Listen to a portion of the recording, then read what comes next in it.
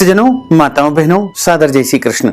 हमारे YouTube channel में आप सभी का बहुत बहुत स्वागत है। मैं हूं आपके साथ आचार्य धर्मेंद्र शास्त्री। सबसे पहले आपको और आपके पूरे परिवार को शारदीय नवरात्रि की बहुत बहुत शुभकामनाएं और बधाइयां। माता रानी का भरपूर आशीर्वाद आपके जीवन पर सदैव बना रहे। आपका पूरा परिवार तथा आप स्वयं सदैव सुखी रहें, स्वस्थ रहें, व्यस्त रहें, मस्त रहें, उन्नति करें तथा प्रगति करें। प्रत्येक वर्ष में 4 बार नवरात्रि आती है। पहली नवरात्रि जो होती है वो चैत्री नवरात्रि कहलाती है, जिसे प्रगट नवरात्रि के रूप में माना जाता है।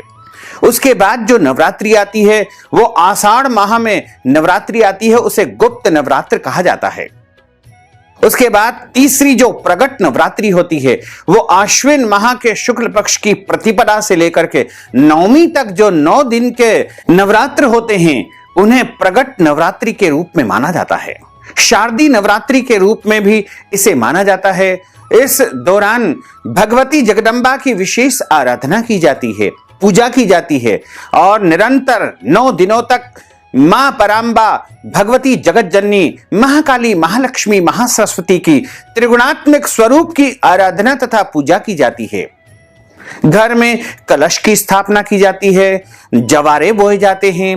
इसके अलावा अखंड ज्योति की स्थापना भी हमारे घर परिवार में की जाती है और सभी लोग बड़ी तन्मयता के साथ में भगवती की पूजा करते हैं, आराधना करते हैं, क्योंकि धर्म ग्रंथों में तथा देवी भागवत में लिखा हुआ है कि कलौ चंडी विनायको, यानी कलयुग में यदि साक्षात देवता के रूप में कोई है तो वो चंडी और विनायक, यानी भगवती जगदम्बा आज भी इस पृथ्वी पर जो है कलयुग में सबसे जल्दी फल देने वाली देवी है।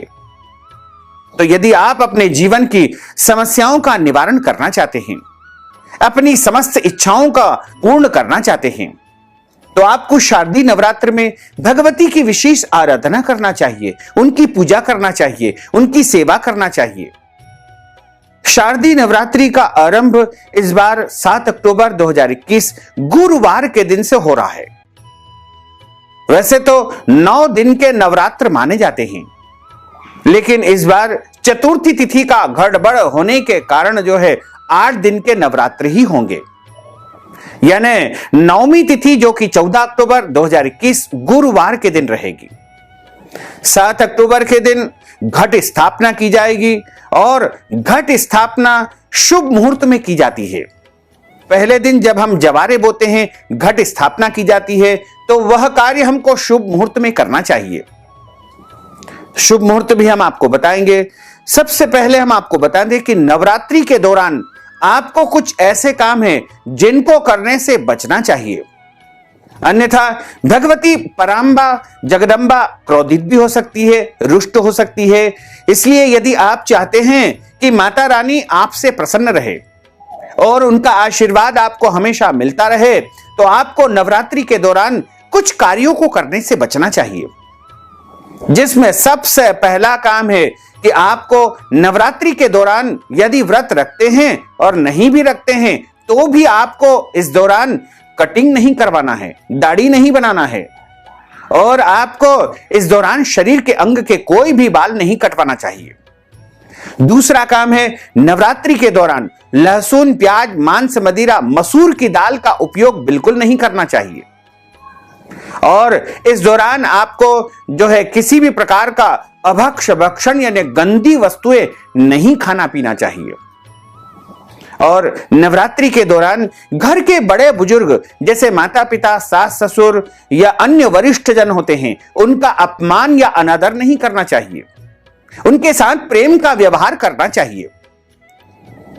इसके अलावा चौथा कार्य है कि हम नवरात्रि में भगवती जगदम्बा की आराधना करते हैं, शक्ति की पूजा करते हैं। तो नवरात्रि में हमको माताओं, बहनों को, बच्चियों को कष्ट नहीं पहुंचाना चाहिए, उन्हें पीड़ित नहीं करना चाहिए, उनको सजा नहीं देना चाहिए, क्योंकि नवरात्रि का जो पर्व होता है वो शक्ति की आराधना का पर्व होता है। और वैसे तो कहा गया है कि जहां पर नारी की पूजा होती है वहां पर लक्ष्मी का वास होता है। तो यदि आप अपने घर में लक्ष्मी का वास चाहते हैं तो आप नवरात्रि के दौरान माताओं बहनों को कष्ट बिल्कुल न पहुंचाएं, उनका सम्मान करें, उनका आदर करें। नवरात्रि के दौरान पेड़ पौधों को काटना या छांटना भी नहीं चाहिए, क्योंकि प्रत्येक पेड़ पौधों में जीव का वास माना जाता है। और इसी तरह नवरात्रि के दौरान आपको जो है, यदि आप कोई अनुष्ठान कर रहे हैं तो आपको एक समय भोजन करके व्रत करना चाहिए या दोनों समय फलाहार करके भी आप व्रत कर सकते हैं। साथ ही अनुष्ठान के दौरान ब्रह्मचर्य व्रत का पालन करना चाहिए। और इस दौरान हमको लड़ाई झगड़ा वाद विवाद नहीं करना चाहिए, क्रोध नहीं करना चाहिए, झूठ नहीं बोलना चाहिए, गाली गलौच नहीं करना चाहिए, अपशब्दों का उपयोग बिल्कुल नहीं करना चाहिए, क्योंकि जिस मुख से, जिस जिह्वा से हम माता रानी के नामों का स्मरण करेंगे, उनको याद करेंगे, उस जिह्वा को हमको पवित्र रखना है और उस जिह्वा से कोई भी ऐसा अपशब्द न निकले जिससे माता रानी को कष्ट पहुंचे। साथ ही नवरात्रि के दौरान हम जो भी काम करें वो पूरी पवित्रता के साथ करें। सूर्योदय के पहले उठें, जल्दी स्नान करें, माता रानी का पूजन अर्चन करें। सुबह शाम दोनों समय उनकी अच्छी प्रकार पूरी निष्ठा के साथ में आरती करें, उनकी भक्ति करें। और जो माताएं बहनें मासिक धर्म की अवस्था में रहती है उनको व्रत तो करना चाहिए, लेकिन इस दौरान भगवान को छूना या स्पर्श बिल्कुल नहीं करना चाहिए। पूजन पाठ वो अपनी ओर से यदि करवाना चाहती है तो किसी अन्य के माध्यम से करवा सकते हैं। इसी तरह यदि आपके घर में जन्म अथवा मृत्यु का सूतक लगा हो, ऐसी अवस्था में आप व्रत तो कर सकते हैं, लेकिन पूजन अर्चन किसी और के माध्यम से आप करवाएंगे तो अति उत्तम रहेगा, क्योंकि सूतक के दौरान भगवान का स्पर्श तथा पूजन अर्चन नहीं करना चाहिए। नवरात्रि के दौरान रात्रिकालीन साधना का विशेष महत्व माना गया है। वैसे तो नवरात्रि में अहर्निशम जब तब पूजा पाठ साधना आराधना कर सकते हैं, लेकिन रात्रि में साधना का विशेष महत्व माना जाता है और नवरात्रि के प्रत्येक दिन सिद्धिदायक होते हैं। इन दिनों में यदि आप कोई भी शुभ कार्य करेंगे तो आपके लिए वह बहुत ही उपलब्धि कारक रहेगा। जैसे आप नया पदभार ग्रहण कर सकते हैं और किसी भी नए काम की शुरुआत यदि आपको करनी है, नया व्यापार आप शुरू करना चाहते हैं, नए घर में आप प्रवेश भी कर सकते हैं, नया वाहन भी आप खरीद सकते हैं, या फिर भूमि भवन वाहन या ज्वेलरी से संबंधित कोई भी काम यदि आप नवरात्र के दौरान करेंगे तो अति शुभ फलदायी आपके लिए साबित होगा। इसके अलावा नवरात्रि के दौरान हमको किसी भी प्राणी मात्र को कष्ट नहीं पहुंचाना चाहिए, गौ माता को त्रास नहीं देना चाहिए, तथा आपके घर पर यदि कोई मांगने वाला आता है, भिखारी आता है, जरूरतमंद आता है तो उसे खाली हाथ नहीं लौटाना चाहिए। उसको कुछ न कुछ अपने सामर्थ्य या शक्ति के अनुसार दान पुण्य अवश्य ही करना चाहिए। इसके अलावा नवरात्रि तक जो 9 दिनों तक कर्म किए जाते हैं उसका पुण्य फल होता है, और यदि इस दौरान हम कोई भी गलत कर्म करेंगे, पाप कर्म करेंगे तो वह भी जो है हमारे लिए दुखदायी साबित होगा। इसलिए प्रयास करें कि 9 दिनों तक हम जो है शुद्ध कर्म करें, सात्विक कर्म करें, परोपकारी कार्य करें, कल्याणकारी कार्य करें और अच्छे कर्म करते हुए माता रानी की आराधना तथा उनकी सेवा और पूजा करते रहें। तो यदि आप 7 अक्टूबर 2021 गुरुवार के दिन शुभ मुहूर्त में घट स्थापना करना चाहते हैं तो सबसे पहला जो मुहूर्त होगा वह होगा सुबह 7 अक्टूबर को 6 बजे से लेकर के 7:30 बजे तक का पहला शुभ मुहूर्त रहेगा।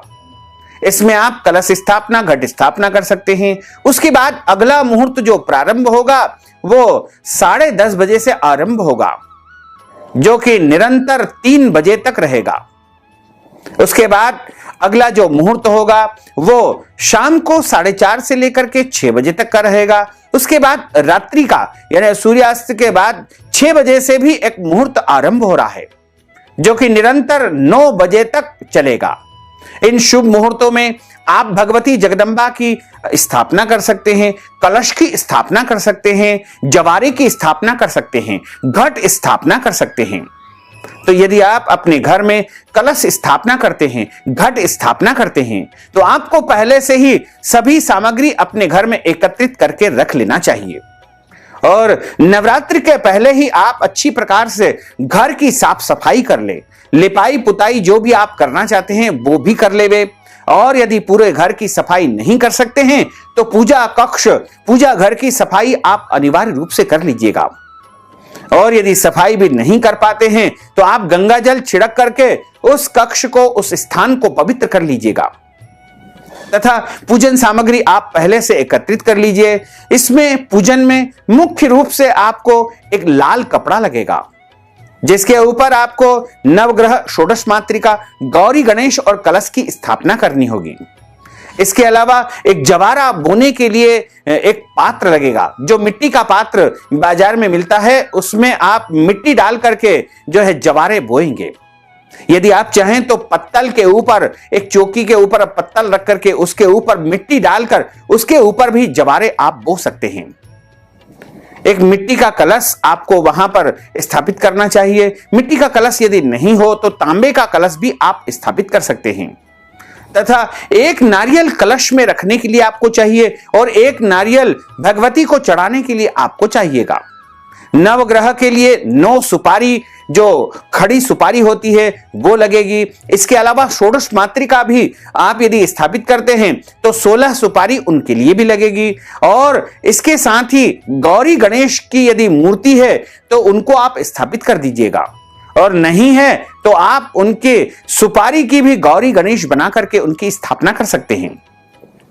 चावल आपको लगभग आधा किलो लगेंगे, गेहूं आपको आधा किलो लगेंगे, 250 ग्राम जव आपको लेना चाहिए, जो कि जवारे बोने के लिए आपको लगेंगे। और इसमें अखंड ज्योति तेल की लगाना चाहिए, जैसे सरसों का तेल उपयोग कर सकते हैं। अन्य कोई भी शुद्ध और सात्विक तेल आपको इसमें लेना चाहिए। तथा आप कलावा की बत्ती या रुई की बत्ती भी इसमें उपयोग कर सकते हैं। दीपक मिट्टी का, पीतल का, तांबे का या चांदी या अन्य कोई भी शुद्ध और पवित्र धातु का आप उपयोग कर सकते हैं। एक लोटा आपको पूजन के लिए अलग से जल चढ़ाने के लिए चाहिए होगा।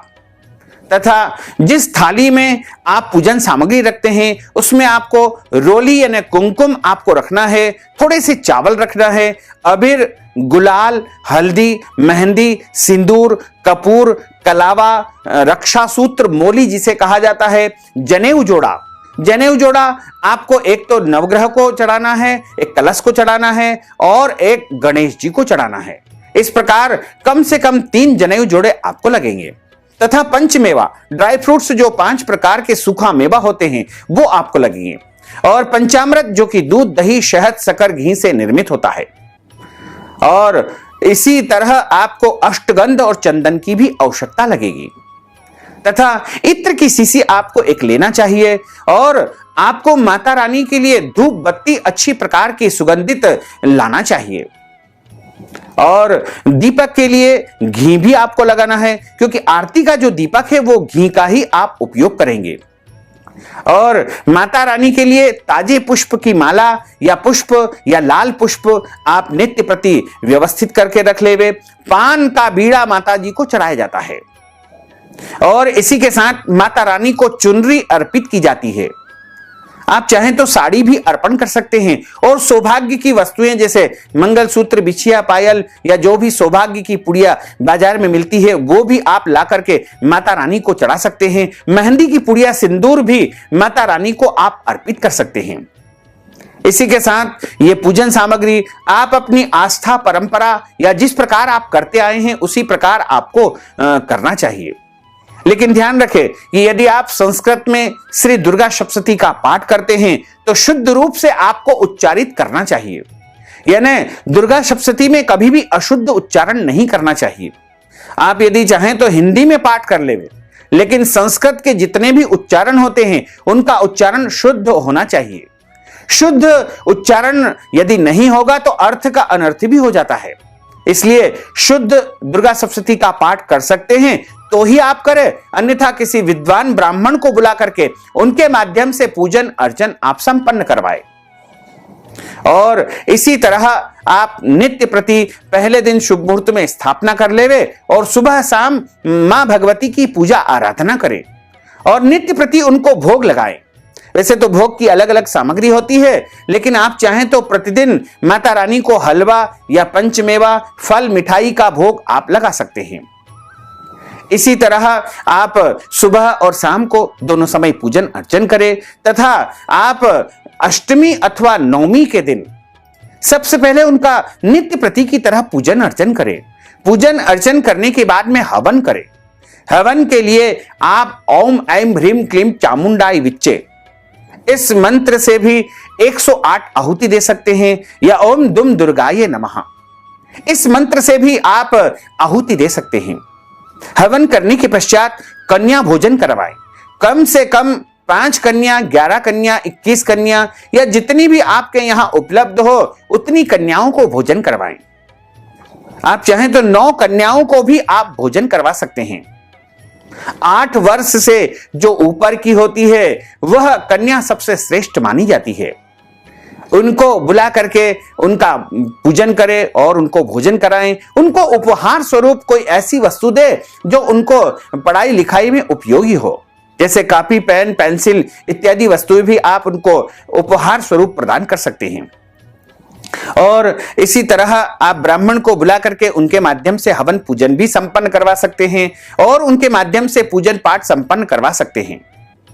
और इसी तरह आप जो है प्रतिदिन व्रत रखें और एक समय फलाहार करके या भोजन करके एक समय आप व्रत रख सकते हैं। और निरंतर आप हवन वाले दिन तक आपको व्रत रखना चाहिए। और हवन के बाद जो भोग लगाया जाता है, जो कन्या भोजन के लिए भोग लगाया जाता है, वो भोग माता रानी को भोग लगाएं और कन्याओं को भोजन कराएं। उसके बाद स्वयं प्रसाद ग्रहण करके अपने व्रत का पालना कर लेवे। कुछ भक्तजन अपने घरों में कुल देवी की पूजा करते हैं, यानी अष्टमी की उनके घरों में पूजा होती है। तो इस बार अष्टमी की जो कुल देवी की पूजा होगी वो 13 अक्टूबर 2021 बुधवार के दिन होगी। अष्टमी तो वैसे एक दिन पहले से ही यानी 12 अक्टूबर से ही आरंभ हो जाएगी, रात्रि से आरंभ हो जाएगी। क्योंकि 13 अक्टूबर की रात तक अष्टमी तिथि रहेगी, इसलिए सूर्योदय व्यापिनी तथा रात्रि व्यापिनी अष्टमी 13 अक्टूबर को ही है। इसीलिए 13 अक्टूबर को ही अष्टमी का यानी कुल देवी का विशेष पूजन अर्चन सभी भक्तजनों को करना चाहिए। जिनके घरों में सप्तमी का पूजन होता है उनको 12 अक्टूबर 2021 मंगलवार के दिन सप्तमी का पूजन अर्चन करना चाहिए। और जिन घरों में, जिन परिवारों में नवमी का पूजन अर्चन होता है उनको 14 अक्टूबर 2021 गुरुवार के दिन दुर्गा नवमी का पूजन अर्चन संपन्न करना चाहिए। और इसके बाद 15 अक्टूबर 2021 शुक्रवार के दिन विजयादशमी का महापर्व रहेगा। इस दिन विजय मुहूर्त इसे कहा जाता है। विजयादशमी स्वयं सिद्ध मुहूर्त माना गया है। यदि कोई भी नया या शुभ या बड़ा काम यदि आप शुरू करना चाहते हैं तो आपको विजयादशमी के दिन करना चाहिए। इसे अबूझ मुहूर्त या अक्षय मुहूर्त के रूप में माना जाता है। वैसे तो नवरात्रि के प्रत्येक दिन सिद्धिदायक माने जाते हैं, लेकिन विजयादशमी अपने आप में ही सर्वोत्तम सिद्धिदायक दिन माना गया है। तो आप इस तरह से माता रानी की पूजा करें, आराधना करें, उनकी सेवा करें, निश्चय ही आपकी समस्त मनोकामनाएं अवश्य ही पूर्ण हो सकेगी। तो भक्तजनों, माताओं, बहनों, अगर आप हमारे माध्यम से नवरात्र के दौरान कोई भी पूजन अर्चन संपन्न करवाना चाहते हैं, श्री दुर्गा सप्तशती का पाठ करवाना चाहते हैं या कोई भी मंत्र जाप अनुष्ठान यदि आप हमारे माध्यम से संपन्न करवाना चाहते हैं तो इस हेतु आप अपना नाम तथा गोत्र भेजिएगा और नगद राशि के रूप में हमें आप पेटीएम के माध्यम से भेज सकते हैं, गूगल पे के माध्यम से, फोन पे के माध्यम से या फिर अकाउंट नंबर के माध्यम से नगद राशि पहुंचा करके शारदीय नवरात्रि का संपूर्ण पुण्य फल आप प्राप्त कर सकते हैं। साथ ही आपसे अनुरोध है कि हमारे इस ज्ञानवर्धक वीडियो को अधिक से अधिक लोगों को शेयर करिएगा, लाइक करिएगा, कमेंट करिएगा और यदि अभी तक आपने सब्सक्राइब नहीं किया तो अभी और इसी समय सब्सक्राइब अवश्य कर लीजिए। आपको और आपके पूरे परिवार को सादर जय श्री कृष्ण, सादर धन्यवाद।